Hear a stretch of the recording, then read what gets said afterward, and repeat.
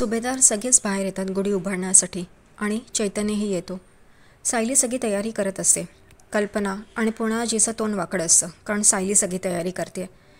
पूर्णाजी लगेच कल्पनाला म्हणते, नवीन जोडप्यानी गुढी उभारायची आहे, त्यामुळे चला. तेव्हा लगेचच अर्जुन म्हणतो, आमचं लग्न आत्ताच झालं ना, नवीन आहे म्हणजे आम्ही उभारायची आहे. हे ऐकून कल्पना आणि पूर्णाजीचा चेहरा बघण्यासारखा होतो. सायली लगेच अर्जुनकडे येते आणि म्हणते, अहो आजच्या दिवशी तरी वाद नको ना, शांतपणे साजरा करूया ना गुढीपाडव्याचा सण. तोही गप्प होतो. पूर्णाजी आणि कल्पना अश्विन आणि तन्वीला म्हणतात या आणि गुढी उभारा. ते दोघंजणं येतात आणि गुढी उभारतच असतात. तेवढ्यातच वरती जो तांब्या लागलेला असतो गुढीचा तो हलत असतो आणि हे अर्जुन आणि सायली बघतात. तो तांब्या खालती पडणार एवढ्यातच सायली येते पुढे आणि तो तांब्या पडण्यापासून थांबवते. नाही तर खालती जमिनीवरच पडला असता तो आणि ते अपशकून झालं असतं. आणि हे कल्पना आणि पूर्णाजी बघतात. तरी त्यांना काही फायदा नाही, त्यांना काही वाटतच नाही. तो तांब्या पडण्याच्या आधी तन्वीच्या डोक्यात आपटतो आणि खालती येतो. त्यामुळे तन्वीच्या डोक्याला लागतं आणि ती आई ग करत ते डोक्याला पकडून उभी राहते.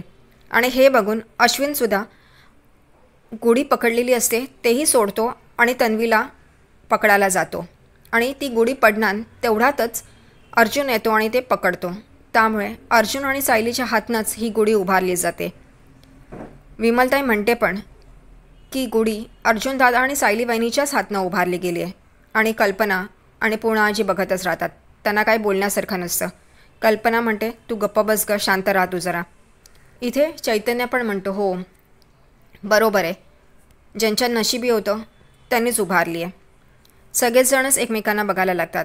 आता अर्जुन आणि सायलीने गुढी उभारली आहे त्यामुळे पूजासुद्धा त्यांनीच केली पाहिजे असं असतं.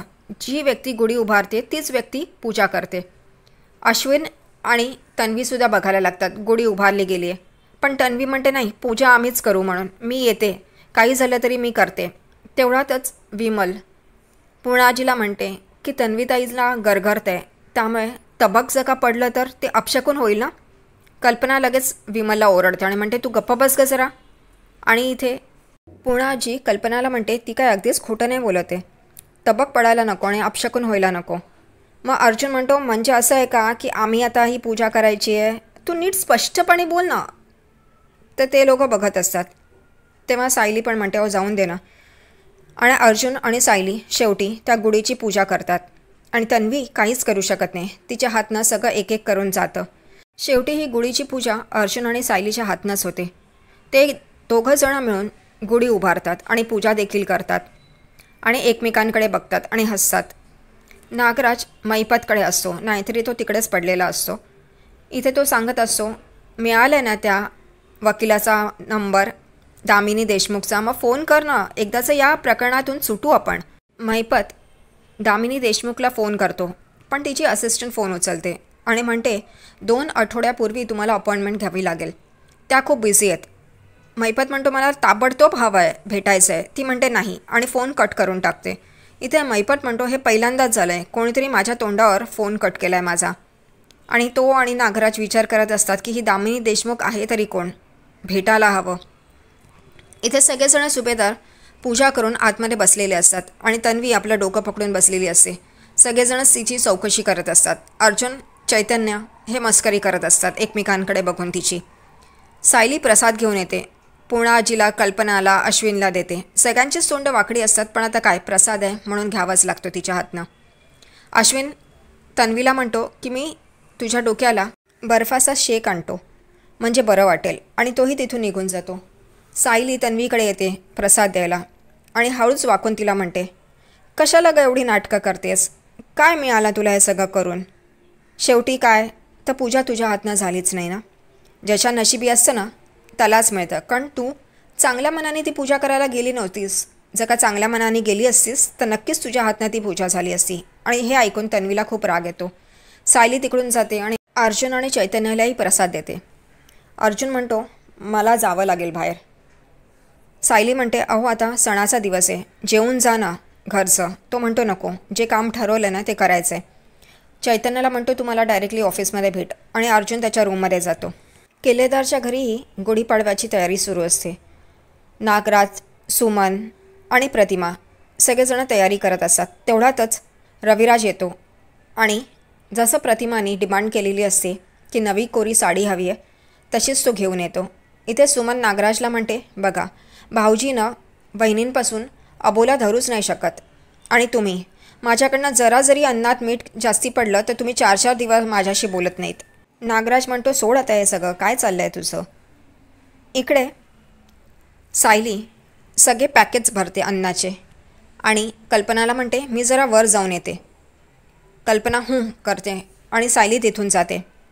इथे तन्वी पाणी पित बसलेली असते. कल्पना तिला म्हणते, माझा मोबाईल पूर्णा आईचा रूममध्ये राहिला, मी घेऊन येते. तन्वी म्हणते ठीक आहे. आणि तिला काय आता रान मोकळंच मिळालं आहे, त्यामुळे ती तो पाण्याचा ग्लास घेते आणि उशी घेते, त्याच्यावर तो ग्लास ठेवते. तिचा पदराने तो ग्लास झाकून घेते आणि एका शोपीसने तो ग्लास फोडते. तो फोडते पण तिच्या हातालाही तो ग्लास त्याची काच लागते आणि रक्त येतं. ती मुद्दामून सायलीला त्रास देण्यासाठी हे सगळं करत असते. तिचा तो ग्लास फोडून झाल्यानंतर त्या काचा दरवाजाच्या दिशेने जाऊन तिकडे पेरत असते. म्हणजे काय की ज्या लोकांना, गरीब लोकांना, भिकाऱ्यांना बोलवलेलं असतं त्यांच्या पायाला काच लागू दे. म्हणजे हे होईल की कसं सायलीने हे बरोबर नियोजन केलं नव्हतं, ती कशी मूर्ख आहे, या सगळ्या गोष्टी करत नाही व्यवस्थित, हे दाखवण्यासाठी आणि तिला पूर्णाजी आणि कल्पनाच्या नजरेत पाडण्यासाठी हे सगळे धंदे करत असते. पण त्यात तिलाच ती काच लागते आणि तिलाच लागतं या गोष्टीबद्दल. पण तरीही ती तिचं काम पूर्ण करते. ती जाऊन दरवाजाच्या दिशेने एका साईडला काच पेरून ठेवते. म्हणजे जसे लोक आतमध्ये येतील तसे त्यांच्या पायाला काच लागेल आणि सायलीला शिव्या पडतील, तिचा अपमान होईल आणि हेच तन्वीला हवं असतं. सायली परत आपल्या रूममधनं खालती येते तर लगेच तन्वी तिच्या जागेवर जाऊन बसते, हे दाखवायला की मी काहीच केलं नाही आहे. ती मधुभाऊंसाठी चहा करते आल्याचा आणि त्यांच्या रूममध्ये घेऊन जाते. इकडे तन्वीचं एक काम तर झालं आहे. आता ती फोन लावते. जशी सायली तिथून जाते तशी ती फोन लावते आणि शिळे अन्नाचे पॅकेट्स मागवते. त्यामुळे असं होईल की सायलीने कसं खराब अन्न त्या लोकांना खाऊ घातलं आहे. तो माणूस म्हणतो की मी दारातच उभा आहे गेटपाशी. तेव्हा ती म्हणते, हो थांबा तिकडेच थांबा, आतमध्ये येऊ नका. आणि ती धावत धावत गेटपाशी येते आणि त्या माणसाला विचारते, हे शिळं अन्न आहे ना. तो म्हणतो हो. ती म्हणते किती झाले. तर तो माणूस म्हणतो 3,000. ती म्हणते काय, शिळ्या अन्नाचे 3,000. तो म्हणतो हो, हे कोणीही खाल्लं तर त्याला त्रास होईल, त्यामुळे त्याचे ते 3,000 असणारच ना. ती पटापट त्याला 3,000 रुपये देते आणि आतमध्ये येते आणि ते पॅकेज चेंज करते. जे सायलीने पॅकेट्स तयार केलेले असतात ते त्या पिशवीत भरते आणि त्या पिशवीतले खराब अन्न बाहेर काढून ठेवते, जिथे सायलीनं ठेवलेलं असतं तिकडे ठेवते. आणि ते चांगलं पॅकेज जे तिने त्या पिशवीत भरलेलं असतं ती जाऊन बाहेर टाकून येते. इकडे सायली मधुभाऊंना आलाचा चहा घेऊन येते. मधुभाऊ म्हणतात, अगं हे कशाला. तेव्हा ती म्हणते की मला माहिती आहे तुम्हाला गोडधोडाचं जेवण झालं की आल्याचा चहा लागतो, आश्रमात सुद्धा तुम्ही हेच करायचं ना. तर मधुभाऊ म्हणतात, इथे काय काम आहे, मी हलत पण नाही इकडे. ती म्हणते काहीच हरकत नाही आहे, उद्या मी अंगण झाडणार आहे ना, तेव्हा माझी मदत करा. झालं. मधुभाऊ तो चहा पितात आणि म्हणतात की मस्त झालं आहे. इकडे तन्वी आपली दुसरी कामगिरी सुरू करते. जे ब्लँकेट्स आलेले असतात चांगले सायलीने मागवलेले असतात ते बदलून ती जे खराब ब्लँकेट तिने मागवलेले असतात फाटलेले ते त्या पिशवीत भरते आणि खराब ब्लँकेट्स त्या पिशवीत भरून ठेवते आणि चांगले ब्लँकेट्स दुसऱ्या पिशवीत टाकते आणि ती पिशवी लपवण्यासाठी ती स्टोअरूममध्ये जाते आणि एका कपाटाच्या आतमध्ये ठेवून देते आणि त्याच्यापुढे सगळे जुने बॉक्स आणि सगळ्या खुर्च्या बुर्च्या अशा ठेवून देते, म्हणजे कोणाला कळू नये की इकडे हे चांगले ब्लँकेट्स लपवलेले आहेत. किती मेहनत करते तन्वी. तेवढ्यातच आता जे लोक गरीब येणार असतात ती येतात आणि सायली त्यांचं स्वागत करते. सगळे सुभेदार उभे असतात. सायली म्हणते, या ना, या आतमध्ये या. सगळेजणच नमस्कार करत आतमध्ये येत असतात. पुण्याची विमलला म्हणते, जाऊन ब्लँकेटची पिशवी आण. विमल आणि सायली आतमध्ये जातात आणि ब्लँकेटची पिशवी घेऊन येतात आणि पुण्याजी या सगळ्या गरीब लोकांना ब्लँकेट्स वाटते आणि ते लोकही खूप खुश होतात ब्लँकेट्स मिळालेत म्हणून. आणि ते पुण्याजीची तारीफ करत असतात की आम्हाला तुम्ही दरवर्षी असं बोलवता, अन्न देता, ब्लँकेट देतात, तुमचे खूप खूप आभार. आणि पुण्याजी पण खूप आनंदाने हे सगळं करत असते. नंतर सायली सगळ्यांना बसण्याची विनंती करते आणि अन्न घेऊन येते. ती आणि विमल आतनं जे पॅकेट्स तयार केलेले असतात ती त्या सगळ्यांना ते पॅकेट्स वाटते आणि त्यांना नमस्कार करते. तर त्यातला एक माणूस म्हणतो, एवढ्या मोठ्या घराची सून आहे, पण खूप साधी आहे. हे ऐकून तन्वीला आणि अश्विनला राग येतो. पूर्णा आजी आणि कल्पना एकमेकींकडे बघतात आणि सगळे पॅकेट्स ती त्या गरिबांना वाटते आणि त्यांना सुरुवात करायला सांगते जेवायला. ते लोक उघडतात तेवढ्यातच सगळ्यांना घाण वास यायला लागतो, कारण ते पॅकेट्स शिळं अन्नाचं असतं, खराब अन्नाचं असतं. तन्वी लगेच सुरू होते, सायली हे काय आहे, तू इतकं शिळं आणि खराब अन्न देतेस खायला. इकडे पूर्णा आजी आणि कल्पना म्हणतात, काय हे सायली, हे असं द्यायचं आहे तुला. तेव्हा सायली म्हणते, मी असं काहीच केलं नाही आहे. विमल पण म्हणते, माझ्या समोरच त्यांनी ते पॅकेट भरलं आहे, खूप चांगलं होतं. तेव्हा कल्पना आणि पूर्णा आजी विमलला ओरडतात आणि गप्प बसायला सांगतात. इकडे तन्वी तिची नाटकं सुरू करते. तेव्हा सायली म्हणते, मला थोडा वेळ द्या, मी पटापट दुसरं अन्न शिजवते आणि त्यांना देते खायला.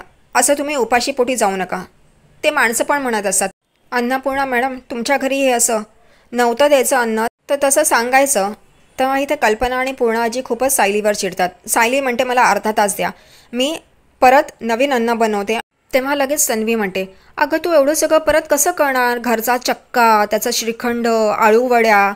सायली एकदम थक्कावून तिच्याकडे बघत असते. हिला कसा मेनू माहिती, अजून तर पूर्णपणे पॅकेट्स ओपन पण केले नाही आहेत. ती मनात म्हणते, हे सगळं कारस्थान हिनी तर केलं नाही आहे. ती सगळी माणसं उठत असतात जायला. तेव्हा सायली त्यांना हात जोडून विनंती करते की तुम्ही थांबा, मी लगेचच काहीतरी बनवते, असे जाऊ नका. सायली आणि विमल किचनकडे जातात.